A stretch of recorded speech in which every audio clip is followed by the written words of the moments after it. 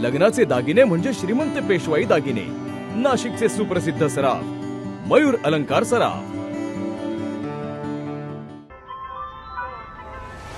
ताज्या बातम्यांसाठी नाशिक न्यूजच्या YouTube चॅनलला सबस्क्राईब करा आणि बेल आयकॉनला प्रेस करा।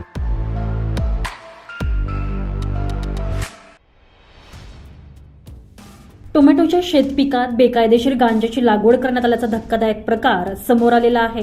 चांदवड तालुक्यातील दुधखेड शिवारात ग्रामीण पोलिसांनी छापा टाकत अंमली पदार्थांची शेती उद्ध्वस्त केली आहे। या कारवाईत शेतकऱ्यास बेड्या ठोकण्यात आलेल्या आहे। या कारवाईत तब्बल 13 लाखांचा 214 किलो वजनांचा गांजा नामक अंमली पदार्थ जप्त करण्यात आलेला आहे। या प्रकरणी वडनेर भैरव पोलीस ठाण्यात NDPS ऍक्ट नुसार गुन्हा दाखल झालेला आहे। चांदवड तालुक्यातील दुधखेड येथील तपनपाडा या ठिकाणी राहणारे 40 वर्षीय रवींद्र नामदेव गांगुर्डे असं अटक करण्यात आलेल्या शेतकऱ्याचं नाव आहे।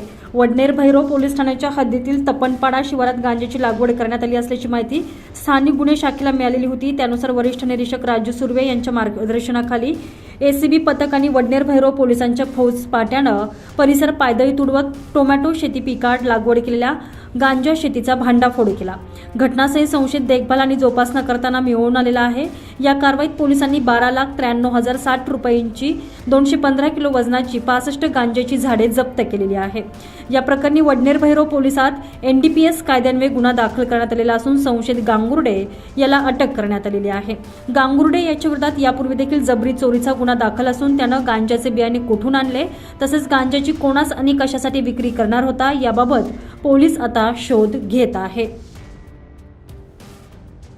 अझहर कादरी, नाशिक न्यूज, चांदवड।